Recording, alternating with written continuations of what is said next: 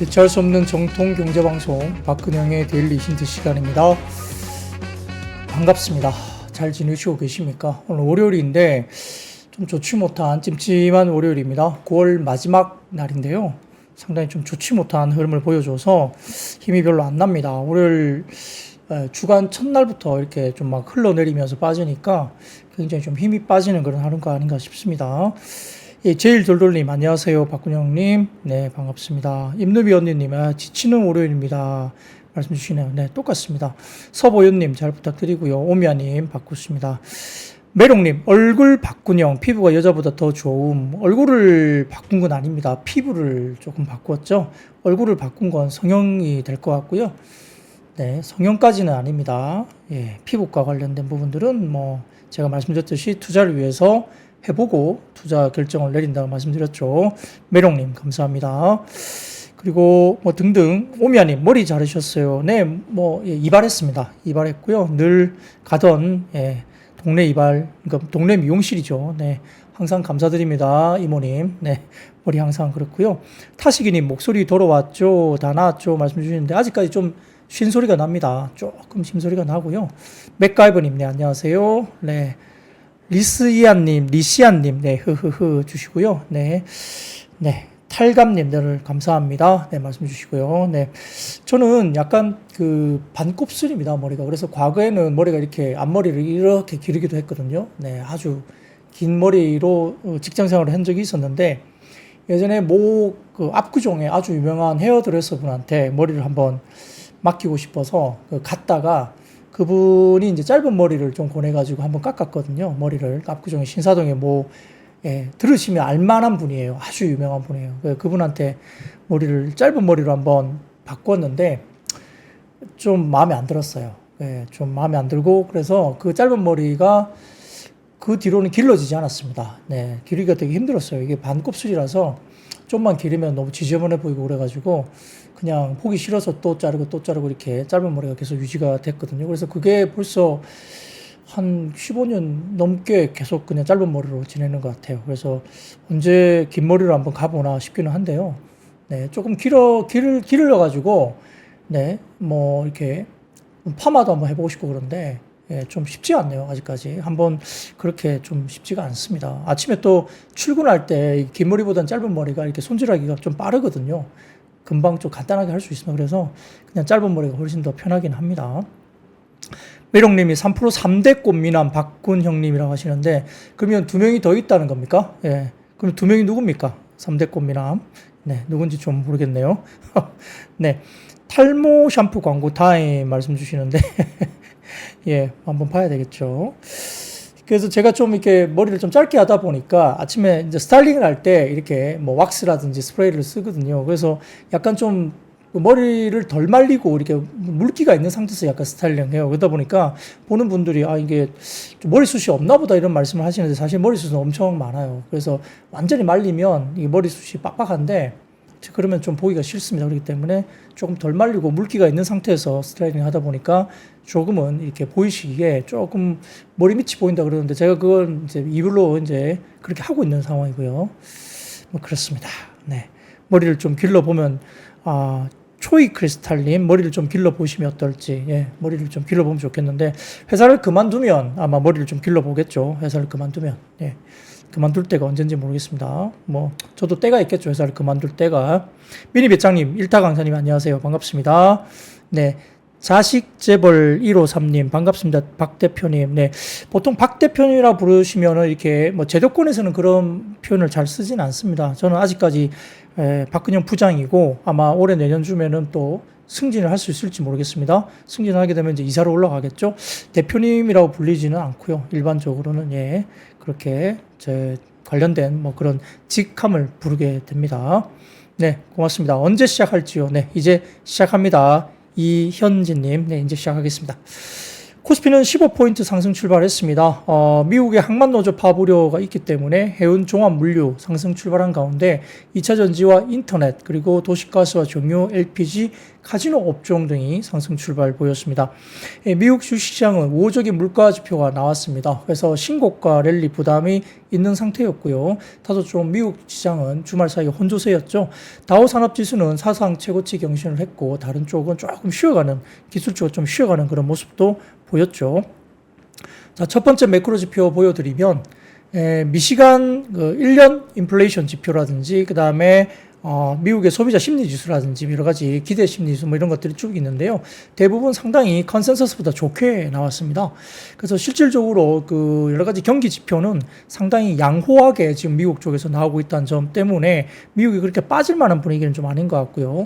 자, 그 다음 지표 보여드리면은 그 지금 관련된 애틀란타 관련된 부분에서 우리가 GDP 관련된 부분인데요.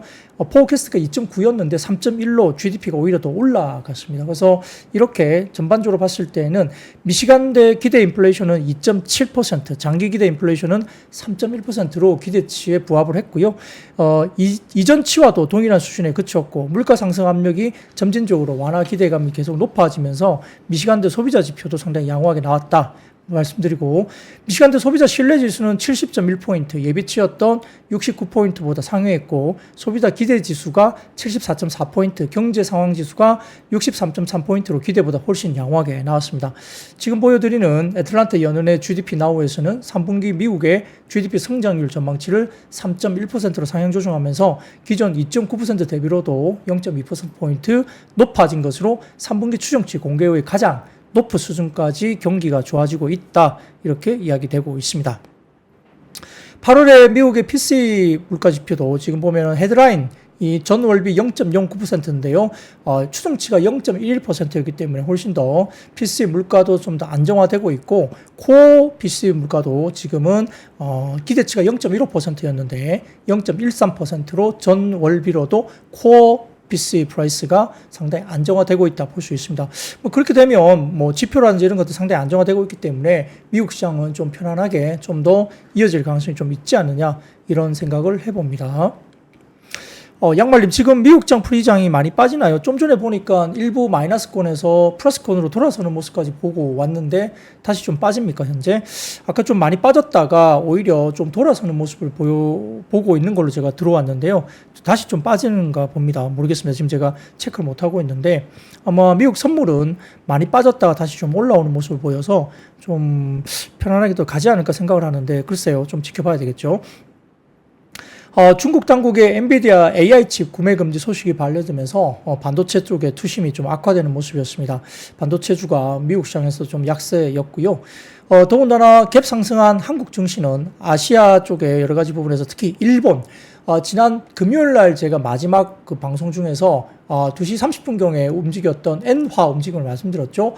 146엔대까지 치솟았다가 142엔대까지 확 빠지면서 약간 월요일을 경계해야 된다. 일본이 이렇게 좋지 못한 모습을 보였기 때문에 니케이 선물 지수가 급락했고 이것 때문에 월요일 날 한국장이 조금은 경계를 해야 된다고 말씀드렸는데 역시 오늘 그런 모습이 보였죠.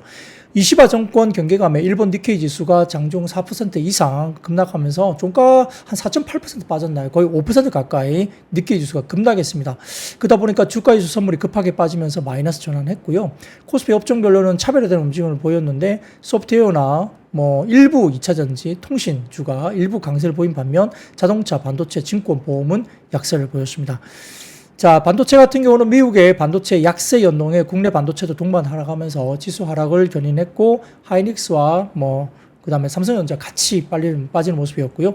자동차는 고환율 수혜 업종이었던 자동차가 1,400원대 초반으로 지금 원달러 환율이 빠지면서 다소 조금은 좋지 못한 모습을 보였는데 최근에 모건스탠리가 미국 자동차 업종에 대해서도 대부분 매도 의견은 아니지만 굉장히 투자 등급을 하향 조정하는 그런 리포트를 내기도 했죠. 반면 HL만도 같은 경우는 중국의 경기 회복 수혜 기대감을 가지면서 강세를 보였습니다. 좀 차별화되고 있죠.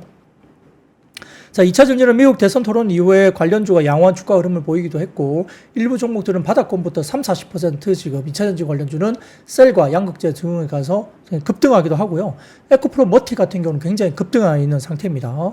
테슬라 인도 호실적 전망도 긍정적 영향을 미쳤는데 다만 금양이란 종목이 4,500억 규모의 유상증자, 몽골 광산 관련 정정 묵시 때문에 2차전지 강세장에서 금량이 상당히 좀 소외되면서 빠졌습니다.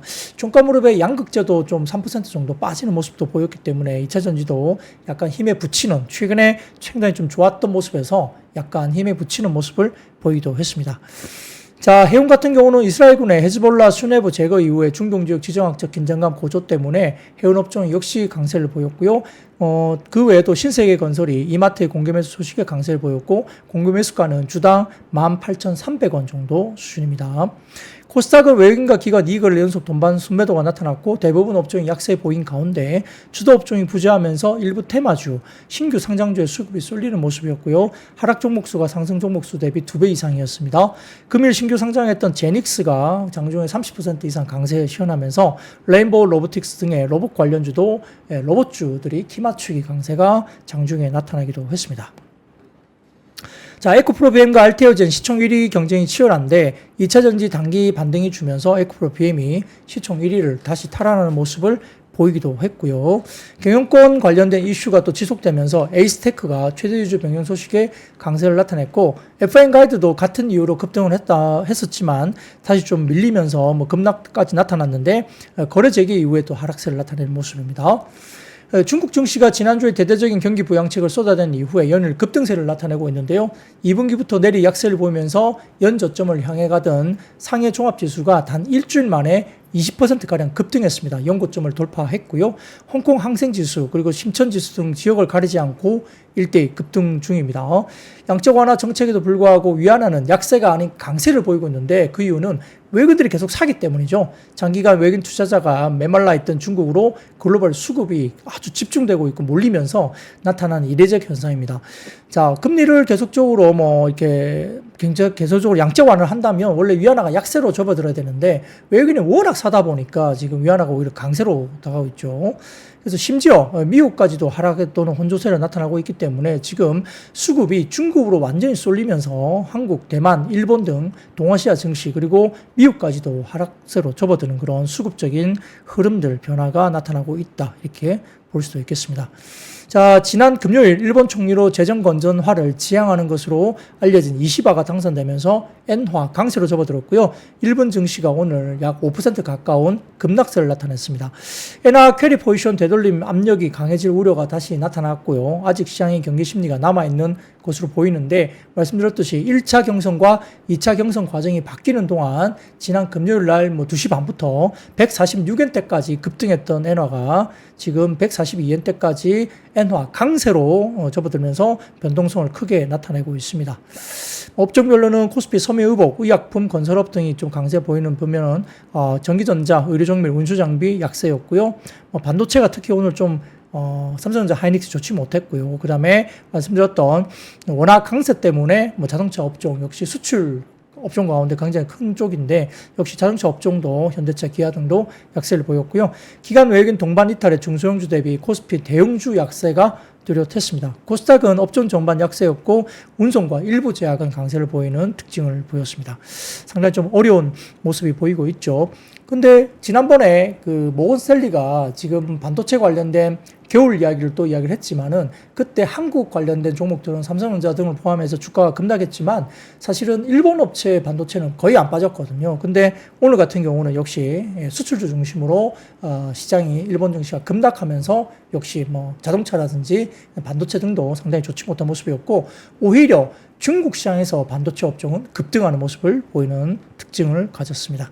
상당히 어려운 시장입니다. 이게 어떨 때는 미국에 치이고 어떨 때는 일본에 치이고 어떨 때는 중국에 치이고 그러니까 한국 증시가 그래서 상당히 난이도가 높은 시장이고 좀 답답한 게 저도 좀 느껴집니다. 그러다 보니까 또 중국 좋을 때는 또 수급이 중국으로 가니까 못 오르고 또 미국 좋을 때는 수급이 미국으로 가니까 못 오르고 또 일본 좋을 때는 또 일본이 엔화가 어쩌고 강세 이러다 보니까 또 못 오르고 그러니까 상당히 좀 한국장 거래하기가 굉장히 어렵지 않을까 그런 생각 개인적으로 저도 똑같이 해봅니다. 쉽지 않아요. 그러면 금투세라도 빨리 결정을 내려주고 이렇게 뭐 폐지 또는 완화로 이렇게 어떻게 가야 되는데 뭐 그것도 지금 지지부진하다 보니까 흐름들이 여러 가지 좀 환경이 답답한 환경들이 계속되고 있다. 뭐 개인 투자자들이 화가 날 만하다. 지금 그런 생각도 좀 해볼 수 있겠죠. 뭐든지 간에 불확실성이 제일 안 좋은 겁니다. 뭐가 됐든 결정을 빨리 내려야만이 가든 뭐 내리든 뭐 올라가든 내리든 될 텐데 결정을 계속 안 내리고 있는 것이 더 화가 나는 거죠. 그런 것들도 좀 지켜볼 필요가 있겠죠.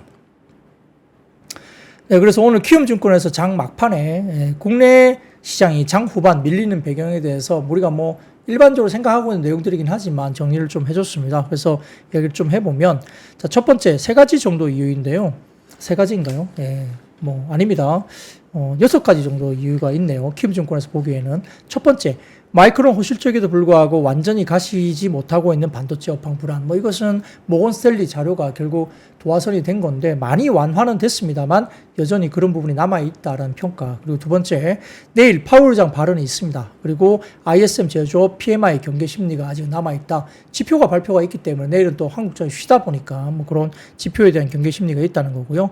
자, 세 번째, 경기가 진짜 턴어라운드 기대감에서 기인한 중화권 증시 폭등입니다. 뭐 역시 수급이 지금 외국인 수급들이 중국 쪽으로 가다 보니까 역시 폭등이 나오면서 이런 부분들이 영향을 미친 것 같고요. 그에 따른 아시아 자금들이 중국으로 이탈한다. 그건 충분히 그럴 수가 있겠죠. 지금 역시 보입니다. 그리고 네 번째, 엔화 강세에 따른 니케이 급락, 엔캐리 청산 불안 등이 있는 거고요. 다섯 번째, 위안화 강세에 연동된 원화 강세가 외국인들의 환차익 요인을 강화하고 있다. 그리고 여섯 번째, 국내 징검다리 연유로 인한 수급 공백 등등 이유를 들었습니다. 자, 근데 이유를 만들어 보자면 이렇게 여러 개가 나오긴 하는데 현재 시점에서는 세 번째, 한국과 일본 등 아시아 내 다른 국가로 중국으로의 자금 이탈, 그리고 다섯 번째, 징검다리 연유 관련된 부분에서 수급 공백 등의 수급적 요인이 가장 크게 작용하고 있는 것이 아니냐 이렇게 판단하고 있는데도 근데 다행히 뭐 중국 증시는 내일부터 다음 주 월요일까지 휴장에 들어갑니다. 거의 일주일 가까이 휴장이기 때문에 세 번째, 그러니까 한국과 일본 등의 아시아 내에서 다른 국가에서 중국으로 자금 이탈되는 부분들은 어느 정도 남은 기간 동안 일단락 될 가능성이 일주일 동안 있다는 거고요. 그 다음에 여섯 번째, 징검다리 연휴도 이번 주만 지나면 자연스럽게 해소되는 일이다 봤고요. 그 다음에 첫 번째, 두 번째, 네 번째 요인은 첫 번째는 반도체에 대한 업황 불안, 그리고 두 번째 요인은 파월 의장 발언과 ISM 제조업 PMI 경계 심리, 그리고 네 번째 요인은 엔화 강세에 따른 니케이 급락, 엔캐리 청산 불안 이런 것들은 이미 경험을 해오면서 익숙해지고 있는 변수이기 때문에 크게 뭐 아주 뭐 크게 시장을 뭐 급락시킬 그런 요인은 아닐 것 같다. 이렇게 생각하고 있는 거죠. 그래서 이렇게 뭐 6가지 정도로 이유를 들었는데 뭐 이렇게 된다고 해서 이해가 또 되는 건 아니에요. 근데 한국장만 계속 이렇게 두드려 맞고 있으니까 답답은 합니다. 확실히. 네. 그런 것들도 일단 유념을 하시고 시장을 좀 고민을 좀 해봐야 될 것 같습니다. 네. 시장이 좀 좋지 못하고 저도 목이 좀 칼칼 아직까지 좀 쉬어있는 모습이에요. 목이 아직 쇳소리가 좀 나는데 이번 주까지는 좀 목이 빨리 나았으면 좋겠습니다. 여러분들도 조금 듣기에 혹시 불편하시더라도 양해 부탁드리겠습니다. 요즘에 감기가 아주 유행이고 초등학생들은 열감기가 유행입니다. 그래서 초등학생들은 열감기 걸린 친구들이 한 일주일째 뭐 학교를 못 나가는 그런 학생들이 꽤 많다고 하네요. 그래서 여전히 좀 힘든 환절기이기 때문에 건강 유의들 하십시오. 자, 그럼 첫 번째 섹터로 넘어가겠습니다. 첫 번째 역시 반도체 쪽인데요. 중국의 엔비디아 칩 사용 제한 권고 소식이 있었다. 뭐 이런 것들이 영향을 미치는 것 같습니다. 지난 주말에 필라델피아 반도체 지수 2에 따라서 약세 마감을 했고요. 엔비디아도 2.1%, 브로드컴 3%, TSMC도 4.7%, AMD도 1.87, 퀄컴 1.4, ASML이 1.28 이렇게 하락을 했습니다. 자, 외신에 따르면 중국의 공업정보화부를 비롯한 규제당국이 AI 모델 개발, 운용에 쓰이는 엔비디아 칩을 구매하지 말라고 자국 기업에 권고하는 이른바 창구 지침을 하달했다라고 전해졌습니다. 해외 외신에서 나왔고요. 사실상 구매 금지 대상이 된 반도체는 엔비디아가 미국 쪽에서 여러 가지 대중국 첨단 AI 칩 수출 금지를 피해서 기획을 한 중국향 모델 H20 모델로 알려져 있습니다. 이 지침에는 화웨이, 캄브리콘 같은 중국 AI 칩 기업 제품의 사용 비율을 높일 것을 권하는 내용도 포함됐습니다. 화웨이의 AI 칩이 대응을 한다, 이거 대체를 한다, 이런 뉴스가 많이 나오고 있는데, 화웨이 칩이 얼마나 효과가 있을지는 잘 모르겠습니다. 그만큼 성능이 좋은지, 어떤 여러 가지 부분에 대한 부분들은 아직까지 시장에서 그렇게 크게 개런티 되거나 신뢰를 받고 있는 것 같지는 않은데요. 아무튼 지금 엔비디아의 H20 모델을 화웨이 모델로 바꿔라 이런 이야기를 좀 하고 있는 것 같아요. 그래서 그런 영향들 때문에 미국 시장에서 주말 사이에 엔비디아나 등이 주가가 빠졌고 삼성전자, 하이닉스 등도 빠지기도 했고요. 한미반도체, 리노공, 에이직랜드 등등 오늘 반도체 소부장도 일부 빠지긴 했습니다. 근데 오늘 장중에 보면 예를 들어서 일부 종목들은 또 올라가기도 했거든요. 그래서 다 빠지는 거냐 또 그것도 아닌 것 같아요. AI 관련된 칩 그럴 수도 있고 또 일부 종목들이 종목들마다 AI 소부장이 오늘 플러스 나온 것도 꽤 있거든요. 그렇기 때문에 당장 또 다 빠진 건 아니다는 점에서 그리고 급락을 하진 않았다. 종목별로 약보합 1%대 이렇게 빠진 것을 보였기 때문에 반도체 소부장이 급락은 아니었다 이렇게 볼 수도 있습니다. 그래서 반도체도 빠지기도 했지만은 인공지능 AI 관련주도 좀 빠졌고요. 전력 설비 전선 테마도 일부 빠지긴 했는데, 근데 LS 일렉트릭이나 HD 현대일렉트릭은 플러스권 아닌가요? 네, 전반적으로 분위기가 괜찮았거든요. 그래서 전력 설비 쪽은 그렇게 많이 시장이 또 빠지진 않았다는 점에서 또 이렇게 차별된 모습도 보일 수도 있겠습니다. 자, 여기에 대해서 유진투자증권에서 오늘 리포트가 나왔는데 반도체 소부장 관련해서 반도체 소부장이 피크아웃이냐 아니면 이제 시작이냐 이런 것과 관련된 유진투자증권 리포트가 나왔습니다. 자, 키포인트로 보면 지속되던 외국인 매도와 이탈 자금을 면치 못했던 반도체 소부장 기업들의 주가는 마이크론의 호실적 발표에 힘입어서 지난주에 급반등을 주었죠. 특히 HBM을 둘러싼 국산화 그리고 기술 개발이 전공정과 후공정을 가리지 않고 소개되면서 관련 기업들의 반등폭이 두드러지게 나왔고요. HBM 수요 증가 수혜주를 지속 주목할 필요가 있다라고 리포트를 했습니다. 첫 번째 사진을 좀 띄워드릴까요? 네. AI 시장 확대에 따른 수요가 예상되는 기술 영역인데요. 지금 데이터 센터 GPU 같은 경우에는 코어스 본딩 이쪽 관련해서 성장이 상당히 크게 나타날 걸로 보는 것 같고, 퍼스널 컴퓨터 같은 경우는 NPU 같은 쪽이 상당히 성장이 나올 걸로 보이고요. 그 다음에 스마트폰 같은 경우도 AP라든지 SoC 이런 쪽에 관련된 이야기 나옵니다. 최근 리노공업이나 그 다음에 ISC 이런 쪽에 대해서 상당히 긍정적인 이야기들이 계속 나오거든요. 그래서 이렇게 AI 시장 확대에 따른 수요가 예상되는 기술 영역을 중심으로 좀 봐야 된다. 이야기를 하고 있고요. 여기에 따라서 AI 시장 확장에 따라 지난 코로나19 이후에 반도체 부족 현상이 발생할 것을 계속 전망하면서 데이터 센터의 엔비디아 GPU 수요가 지속적으로 강세를 보이고 있고, 브로드컴 관련된 부분 그리고 SK 하이닉스 동반 수혜가 예상된다고 보면서 후공정에서 TSMC 코어스를 포함한 어드밴스드 패키징으로서의 어떤 확대로 이어질 가능성이 높다라고 평가를 했습니다. 자, 그 다음 표를 보여드리면 스마트폰 출하량 전망 추인데 다소 좀 이렇게 스마트폰 관련해서 좀 회복이 되는 부분 그리고 우리가 온디바이스 AI로 해가지고 AI 기능이 탑재된 스마트폰이 본격적으로 팔리게 되면 애플도 올해는 좀 주춤할지 모르겠지만 내년 정도부터는 상징적으로 좀 올라오지 않겠느냐 시장에서 보는 것 같고요. 오른쪽 보면 글로벌 AI PC 출하량도 역시 증가세로 더워질 것으로 보고 있는 것 같습니다. 자, 이에 따른 수혜를 예상 볼 수 있는 기업으로서는 AI 기능이 강화된 AP 칩을 제조하는 퀄컴 그리고 테스트 소켓을 납품하는 리노공업 그리고 NPU 테스트 소켓 양산 테스트를 진행 중인 ISC의 후공정 부품사를 주목한다는 겁니다. 아까 말씀드렸던 퀄컴은 차치하더라도 그 외에도 테스트 소켓이나 NPU 테스트 소켓 양산을 하고 있는 리노공업과 ISC 이런 종목들을 수혜주로 일단 거론을 했고요. 어드밴스드 패키징 시장 강화는 프로텍이라는 종목과 한미반도체 그리고 오로스 테크놀로지 등의 국내 장비사의 매출 성장과 실적 개선으로 이어질 것으로 전망을 한다라는 리포트를 유인투자증권에서 했습니다. 참고로 해주시면 좋을 것 같고요. 자, 그리고 디램 가격에 대한 빠지는 것에 대해서 이야기가 많은데, 자, 그 다음 표를 보여드리겠습니다. 자, DDR4 8GB 가격 추이 차트인데 왼쪽 보시면은 DDR4 8GB 가격 추이입니다.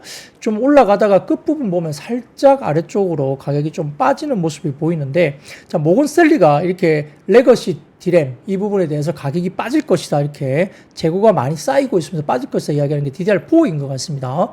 근데 오른쪽 보시면 DDR5 16GB 가격 추이인데요, 계속 올라가는 모습이 아직도 보입니다. 그렇기 때문에 시장에서는 역시 DDR4의 재고가 조금 올라오는 것은 당연하다. 근데 DDR4가 재고 추이나 여러 가지 뭐 생산 비중이 10%대이기 때문에 의미가 있느냐, 이쪽에서 재고가 좀 쌓이는 것도 큰 의미가 없다. DDR5나 LPDDR5 그리고 HBM 이쪽과 관련된 가격이 계속 좋기 때문에 블렌디드 ASP, 그러니까 전체적인 ASP 판가는 계속적으로 우상향 그림이라든지 높게 그대로 유지가 될 가능성이 높다라고 평가를 해서 모건스탠리 자료를 직접적으로 반박을 하고 있죠. 자, 이런 것들 직접 봐야 될 것 같고요. 뭐 이런 것들 한번 참고를 해보시면 좋을 것 같고, 오늘 보면은 뭐 HD 현대일렉트릭이나 LS 일렉트릭 전체적으로 보면은 좀 괜찮았습니다. 시장이 굉장히 안 좋은 상황인데도 장중에 플러스권을 계속 유지하면서 움직임이 좋았고, 수급도 제가 다 챙겨보지 못했지만은 아마 수급이 기관 또는 외국인들이 또 들어오는 모습을 보였기 때문에 전체적으로 보면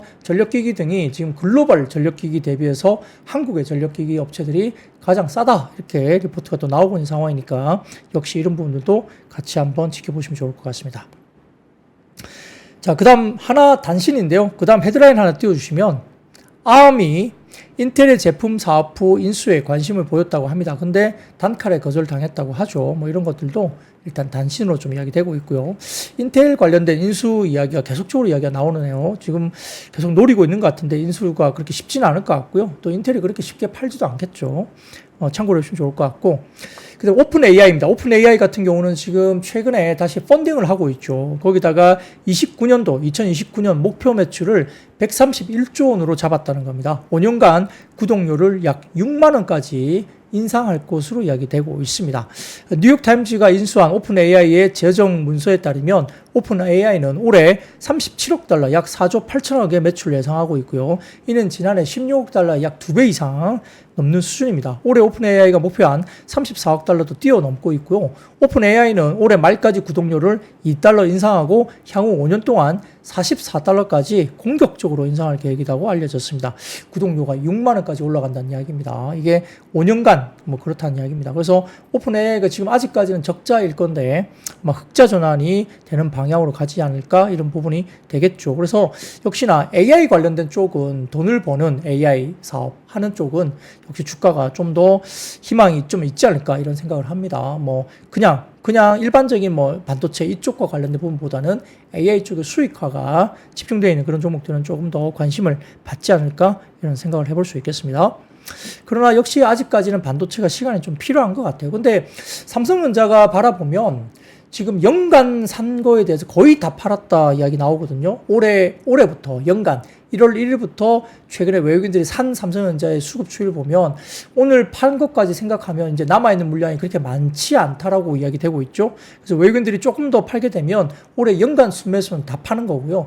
더 팔게 되면은 뭐 이렇게 연간 순매수를 마이너스권으로 이렇게 접어들게 되는데, 글쎄요, 오늘 매도까지 쳐본다면 정확한 수치는 아니겠지만 일정 부분 거의 다 팔았다라고 일단 보입니다. 뭐 좀 남아있긴 합니다만 그렇게 물량 자체가 아주 의미있게 많이 남은 건 아니라고 해요. 그러니까 거의 1년간 산 주식은 일단 뭐 거의 90% 이상은 거의 다 팔았다, 뭐 이렇게 보입니다. 그래서 이제 물량이 얼마 안 남았는데 얼마나 더 팔지, 아니면은 또 다시 살지 모르겠습니다만 일단은 삼성전자에 대한 매도가 굉장히 많이 이루어지고 있죠. 집중적으로 이루어지고 있습니다. 뭐 그런 것들도 이야기되고 있고요. 네, 맞습니다. 뭐 작년에 산 것도 팔 수도 있겠죠. 뭐 그러니까 얼마나 더 팔지 모르겠으나 일단 올해 산 것은 어느 정도 이제 마무리 국면으로 접어들 만큼 거의 다 팔았다, 이렇게 보이겠죠. 자, PBR 뭐 1배, 1.1배 정도 수준이기 때문에 뭐 하락폭이 그렇게 많이 남아있지 않다, 이런 이야기를 많이 합니다. 과거에 금융위기라든지 이런 쪽이 있었을 때도 거의 다 뭐 1.1, 2배 정도에서 바닥을 다 잡았기 때문에 그 정도 PBR까지는 빠져 있어서 추가적인 하방이 그렇게 많이 남아있지 않다는 평가는 아직은 하고 있는 것 같습니다. 어떨지는 봐야 되겠죠. 뭐 새로운 역사를 쓸지, 아니면 역시 과거의 역사처럼 금융위기 때까지도 무너지지 않았던 1.1, 2배 뭐 이런 정도 수준에서는 거의 다 이렇게 마무리를 하고 반등을 줄지 좀 지켜봐야 되겠죠. 네, 그러면 두 번째 섹터로 넘어가겠습니다. 두 번째 섹터는 역시 중국 소비 관련주입니다. 중국의 대규모 경기 부양 기대감 속에 일부 관련주들이 오늘도 좋았는데요. 말씀드렸듯이 중국의 중앙은행이 침체됐던 부동산 시장 활성화를 위해서 10월 말까지 시중은행들의 기존 부동산 대출 금리를 일괄 인하하기로 결정했습니다. 여기에다가 뭐 여러 가지 뭐 현금을 또 주는 정책이라든지 여러 가지 부분들이 있고요. 상업은행들이 10월 31일 전까지 대출 우대금리 LPR을 마이너스 0.3%포인트 이상인 기존 부동산 대출 금리를 LPR 뭐 0.3%포인트 수준까지 낮춰야 된다고 규정하고 있습니다. 그래서 뭐 이민행이 금리 인하 조치가 생애 첫 주택뿐만 아니라 두 번째와 그 이상의 주택에 적용되면서 18개 전국 범위 상업은행들이 원칙적으로 12월 12일까지 각자의 금리 조정 세부 사항을 발표해야 된다고 언급을 하고 있기 때문에 상당히 경기 부양 관련된 대출 금리, 대출 우대 금리를 이렇게 굉장히 많이 끌고 가고 있다 보이는 상황 같고요.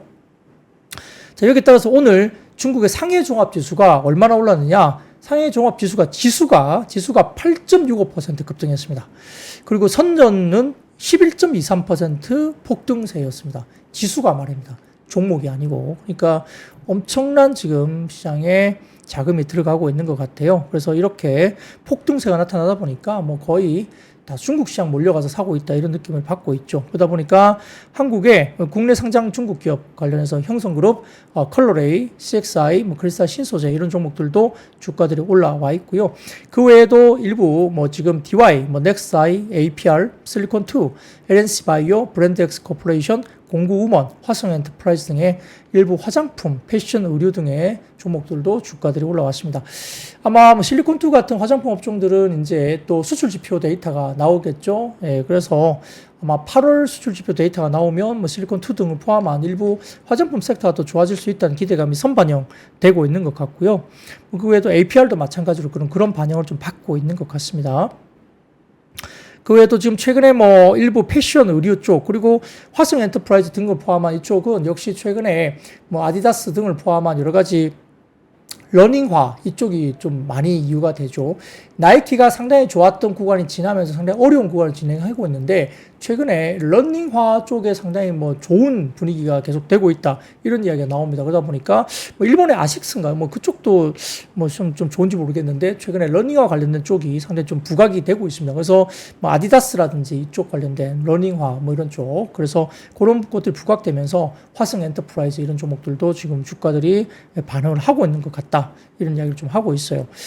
자, 이제 모르겠습니다. 뭐 최근에 뭐 몇 년 전, 뭐 불과 몇 년 전이죠. 뭐 골프족이 많이 늘었고, 자, 골프족 늘다가 소비가 좀 어려워지니까 뭐 테니스 친다. 그 테니스 치다가 좀 어려워지면 또 러닝으로 뭐 이렇게 간다고들 말을 하는데요.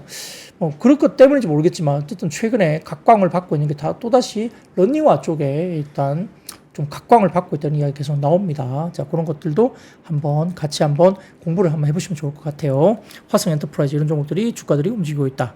보시면 좋을 것 같습니다. 자, 세 번째입니다. 지난주부터 계속 말씀드렸던 그 파업 관련된 미국의 항만 노조 관련된 이야기입니다. 우선은 중독의 지정학적 리스크도 계속적으로 지속되고 있죠. 이스라엘군이 29일 현지 시간 성명에서 레바논 무장단체 헤즈볼라의 수장 하산 나스랄라와 함께 최소 20명의 헤즈볼라 지휘관을 제거했다 이렇게 나왔습니다. 자, 그중 한 명은 나스랄라의 경호 책임자라고 발표가 나왔고요. 이러다 보니까 지금 하마스의 최고 정치 지도자였던 이스마엘 하니에가 이란 수도 테헤란 방문 중에 피살된 지 약 2달 만에 나온 뉴스고요. 하마스와 헤즈볼라 1인자가 잇따라 이스라엘에 의해서 암살되면서 중동 전쟁 우려가 또 커지고 있다. 약간 우려가 좀 커지고 있습니다. 뭐 그러다 보니까 오늘 일부 전쟁 관련주라든지 방산주가 일부 좀 반응을 하기도 했는데 뭐 현대로템 이런 종목들도 장중에 플러스권으로 유지가 되기도 했죠. 그 외에도 일부 방산 테마 주들이 좀 움직이기도 했습니다. 여기다가 이제 국제항만노동자협회 ILA는 기존의 계약 만료인 오늘 30일까지 오늘까지입니까? 네. 사용자 측인 미국 해운연합과 합의가 이루어지지 않으면 1일부터 현지 시간 10월 1일부터 파업에 나설 예정이다 이렇게 나오고 있습니다. 그래서 ILA는 향후 6년간 77% 임금 인상을 요구하는 반면 관련된 미국의 해운연합은 시간당 1달러 인상은 32% 수준을 제시한 것으로 알려져 있습니다. 항만 파업으로 경제에 하루에 50억 달러 약 6조 5,500억의 비용이 발생하고 소비자 가격이 인상될 수 있다는 경고가 나오고 있는데 또 인플레를 자극할 수 있다 이런 이야기가 또 될 수 있기 때문에 상당히 좀 조심스럽습니다. 그런 부분들 좀 조심스럽고 풀었고요. 그래서 헤드라인이 로이터 통신에서도 결국 1일날 아마 파업이 될 것 같다 이야기가 좀 나온 것 같아요. 아마 미국 동부 멕시코만 항만에서 파업이 화요일 시작 예정이다. 그 로이터 통신 헤드라인 좀 띄워주십시오, PD님. 여기 보시면은 이렇게 나옵니다. 미국 동부와 멕시코만 항만에서 파업이 화요일 시작 예정이다 이렇게 나왔고요. 자, 바이든 대통령은 파업을 막기 위한 개입 의사가 아예 없다고 밝혔다고 합니다. 이 대선을 앞두고 있기 때문에 조금은 뭐 그렇게 개입 의사가 없다고 아예 밝혔고요. 파업으로 미국 경제에 매일 수십억 달러의 손실이 예상되고 있고, 자, 메인에서 텍사스까지 36개 항만이 영향을 받을 수 있다 이야기 나온 것 같고요. 실제로 군사 물자와 크루즈선 운항은 파업에 영향을 받지 않는 걸로 보입니다만, 그래도 여러 가지 부분에서 상당히 좀 어려움이 있겠죠. 그리고 백악관은 양측의 공정하고 신속한 협상 타결을 촉구하기는 했습니다만, 아무튼 바이든 대통령은 파업을 막기 위한 개입 의사가 없다라고 밝혔다고 합니다. 그러다 보니까 상당히 좀 우려가 되고 있는데요. 역시 이번 파업은 1977년 이후에 처음으로 전면적인 동부해안 항만 파업이 될 가능성이 있기 때문에, 이렇게 되면은 역시 우리가 말하는 곡물, 사료 이런 쪽도 마찬가지고요. 뭐 여러 가지 STX 그린로지스나 페노션, HMM, 흥황해운 등의 뭐 사료, 음식료, 뭐 곡물, 그다음에 해운업종 이런 종목들이, 종합 물류 이런 종목들이 움직일 수도 있겠죠. 잘 넘어갔으면 좋겠는데요. 일단 하루 정도 남았습니다. 어떻게 해결이 될지 잘 모르겠습니다만 실질적으로 좀 지켜봐야 되겠습니다. 만만치 않습니다. 그래서 최근에 보면은 원두 가격이라든지 설탕 가격 이런 것들이 올라올 수 있죠. 원두, 설탕 이런 것들이 좀 가격이 올라올 수 있다. 이야기도 좀 나오는 것 같습니다. 그러면 원두나 설탕 관련된 종목들도 좀 조심스럽게 후단의 테마성 움직임들이 나올 수 있다는 점도 한번 찾아봐야 되겠죠. 네, 그런 것들 조심스럽게 좀 한번 종목을 찾아봐야 되겠습니다. 물론 테마성이긴 합니다. 조심조심 해야 되겠습니다만, 결국은 이게 파업으로 넘어가면 결국은 어떤 뭐 원자재가 올라가냐 이걸 볼 건데, 시장에서는 원두나 설탕 이야기를 좀 하는 것 같아요. 네, 그런 것들 좀 조심해야 될 것 같습니다.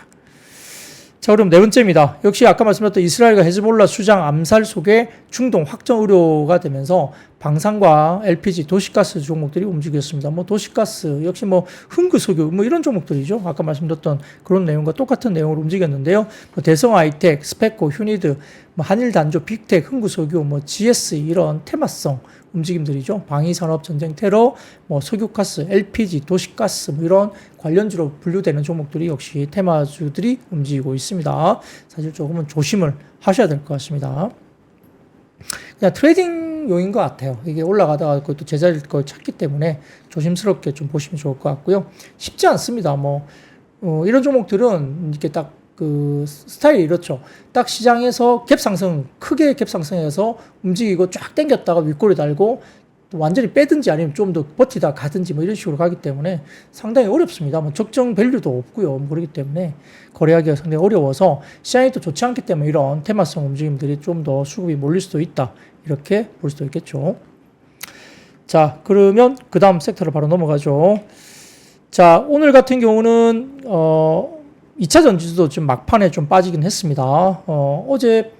지난주 보면은 2차 전지가 좀 올라오기도 했고, 최근에 완전 저점부터 한 30-40% 주가들이 올라왔어요. 근데 최근에 좀 보수적인 스탠스를 견지했던 유인터 증권이 독일 쪽에 2차 전지 전기차 보조금 정책이 나오면서 상당히 뷰 전환을 했습니다. 긍정적인 뷰로 전환하면서, 역시 유럽 쪽에 여러 가지 수요가 굉장히 좋지 않기 때문에 독일 쪽에 2차 전지 관련된 뭐 전기차 보조금 정책은 상당히 지금 뷰를 변환시킬 그런 중요한 변수다, 이렇게 이야기까지 하면서 상당히 좀 뷰를 틀었는데요. 그럼에도 불구하고 아직까지 하나증권에서는 여전히 좀 보수적으로 보자라는 이야기를 또 합니다.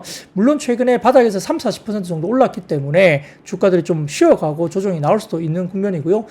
에코프로 머티 같은 경우는 상당히 좀 좋은 모습을 여전히 나타내고 있죠. 상당히 강합니다.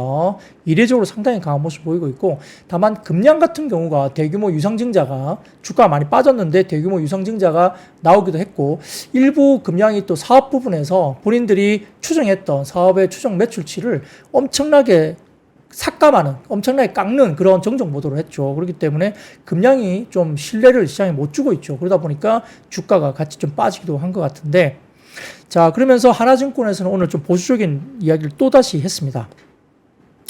보조금이 전기차 수요를 결정하는 절대적인 원인 변수로 보기는 어렵다는 이야기를 하는 것 같고요. 이제 유진투자증권의 뷰와 좀 다른 뷰를 여전히 견지하고 있습니다.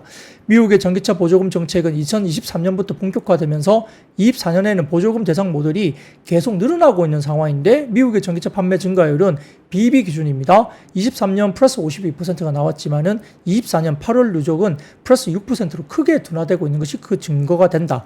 중국은 22년부터 전기차 보조금을 아예 폐지를 했지만 24년에도 8월 누적 15% 정도의 BEV 시장 성장을 이어가고 있다고 봤습니다. 중국은 보조금이 폐지됐고 BEV 침투율이 20% 후반으로 다른 지역 대비 매우 높은 수준이고요. 타 지역 대비 높은 성장을 이어가고 있다는 겁니다. 유럽은 14%, 미국은 8% 수준입니다. 물론 정책은 매우 중요하다고도 인정을 했습니다. 지역마다 편차는 있겠지만은 대체로 전기차가 여전히 총 소유 비용 관점에서 내연기관차 대비 열의에 아직은 있다는 겁니다. 그나마 소비자들이 각자의 기호에 따라 선택할 수 있도록 내연기관차와 비슷한 선상에서 경쟁할 수 있는 수준의 경쟁 환경을 정책이 만들어주기 때문에 정책은 여전히 중요한 변수라고 보긴 봤습니다. 다만 정책이 전기차를 내연기관차보다 매력적인 선택지로 만들어주진 못한다. 전기차 침투율이 5% 미만이었던 2000년대 초반과 달리 침투율이 10%를 넘어선 현재 시장에서는 훨씬 엄격한 가격 조건과 이용 만족도, 특히 충전 인프라 문제를 들었습니다. 이 부분을 충족시켜야 한다. 침투율 5% 미만에서는 정책 효과가 즉각적이었지만 10%를 넘어선 현 시점에서는 전기차 판매가 더 어려운 고차 방정식을 풀어야 하는데 전기차 시대 초기에 퀀텀 점퍼를 견인했던 것이 보조금이었다면 두 번째 EV 웨이브의 핵심 조건은 오히려 충전 인프라라고 판단한다는 겁니다. 그래서 미국과 유럽의 성장 둔화 시점이 다르다는 것에 중요한 함의가 있는데 미국은 BEV 침투율 8%에서 유럽은 14%에서 성장세가 둔화됐는데 자동차 소유주의 1년 평균 주행거리를 비교해보면 미국은 1년 22,000km 그리고 유럽은 12,000km인데 주행거리가 훨씬 더 미국이 길기 때문에 미국 소비자들 입장에서는 충전 인프라의 중요성이 타 지역 대비 훨씬 높고 미국이 수요 보조금 모델 대수가 늘어나고 있음에도 불구하고 성장률이 크게 둔화된 것은 이러한 시장 환경의 상당 부분 기인할 수 있다라고 평가를 했습니다. 자, 이런 것들 비유가 확실히 좀 다르죠.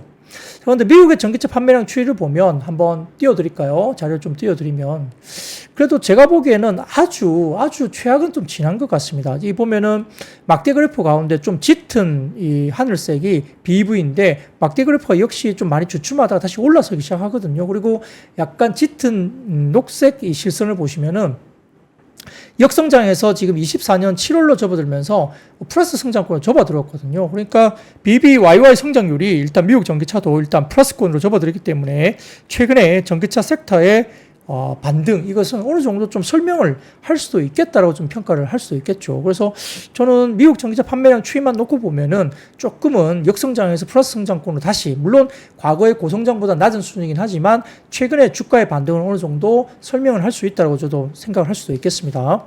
자, 그 다음 표 보여드릴게요. 중국의 전기차 판매량 추이는 여전히 좋습니다. 그래서 지금 보시면은 PHEV 같은데 하이브리드 쪽은 역시나 회색 부분이 역시나 훨씬 높고요. 하이브리드 성장률이 역시 좋긴 합니다. 훨씬 더 좋고요. 그 다음에 BEV 같은 경우도 성장률이 플러스권으로 여전히 유지가 되고 있습니다. 중국 전기차 판매는 계속 좋죠. 지금 최근에 테슬라의 판매량이 굉장히 좋은 이유도 중국차 판매량이 워낙 좋기 때문에 그렇다고 합니다. 자, 그리고 세 번째 보여드리겠습니다.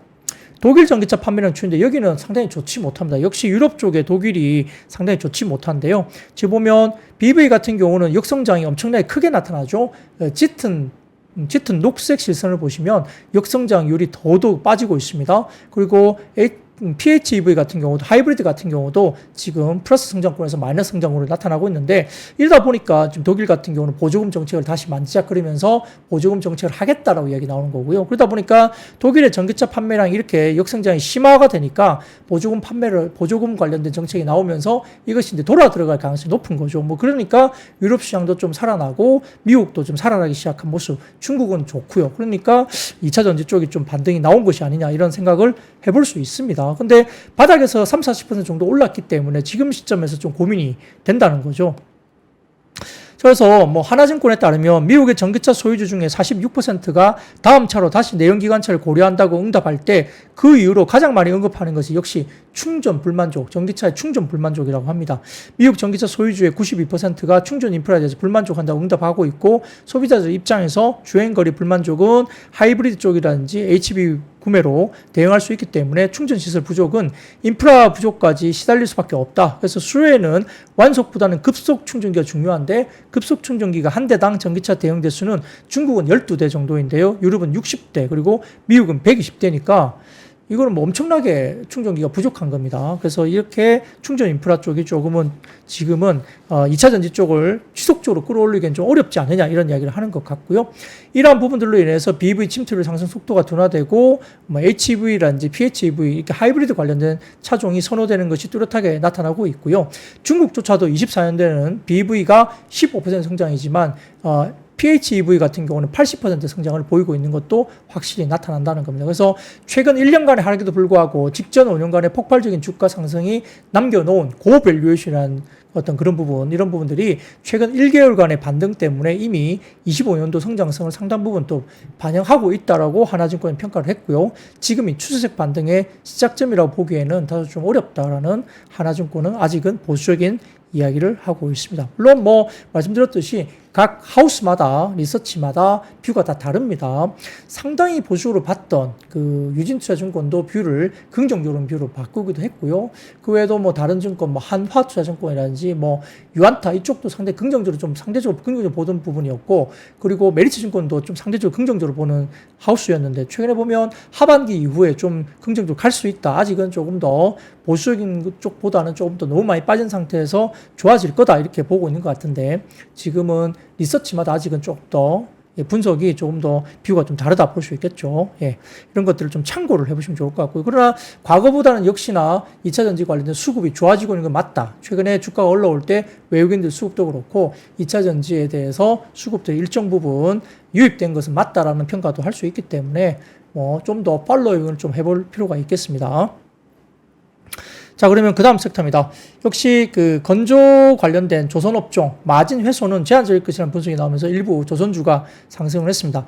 자, SK증권은 조선주의 급락 이유를 세 가지 이유로 추정을 했는데요. 첫 번째, HD현대, 한화과 입찰 경쟁하던 핫팩, 로이드, 24척을 컨테이너선이죠. 아마 뉴타임즈와 양쯔장이 최근 캐파 증설 기반으로 싹쓸이 했다는 점입니다. 그래서 약간 악재가 됐다. 하지만 당일 양쯔장 주가도 똑같이 급락을 했기 때문에 해당 요인은 아닌 것으로 판단한다는 거고요.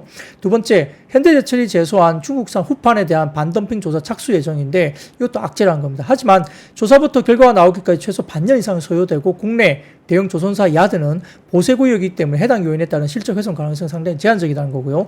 세 번째, 중국의 경기 부양책으로 철광석, 구리 등 원자재 가격이 상승하고 있다. 그러면 후판이나 이런 것들이 올라갈 수 있다는 거죠. 이에 따른 향후 후판 가격에 대한 우려 확대된다. 이겁니다. 결론적으로 아마 후판 가격 상승에 대한 우려가 조선사들의 주가의 하락 요인이 아니냐, 핵심이다. 이렇게 봤습니다.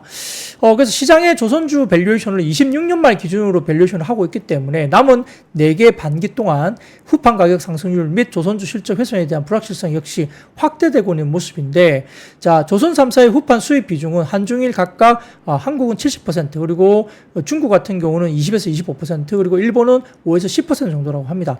과거 사이클에는 후판 가격 상승 기간 동안 조선사들의 가격 협상력이 떨어지고 있었기 때문에 그대로 반영될 수밖에 없었던 그런 사이클이었다 보는데, 현재는 다만 공급 제한 걸어놓고 성과를 높여가서 받는 형국이기 때문에 좀 다른 사이클이라고 봤습니다.